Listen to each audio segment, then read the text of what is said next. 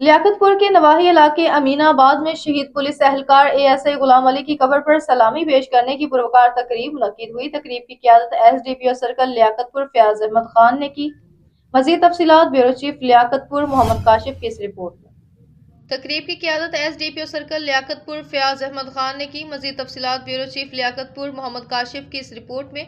जबकि पुलिस की नफरी भी इस मौके पर मौजूद थी।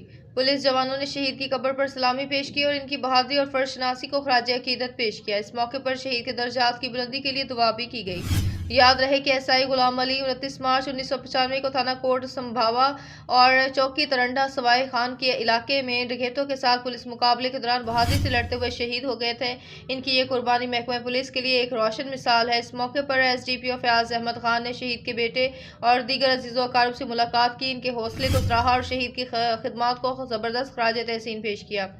इन्होंने कहा, ऐसे बहादुर एहलकार हमेशा याद रखे जाते हैं और इनकी कुर्बानी आने वाली नस्लों के लिए मशले राह होती हैं। तकरीब के इख्तिताम पर शहीद के लिए खुसूसी दुआ की गई और इनकी कुर्बानी को खराज अकीदत पेश किया गया।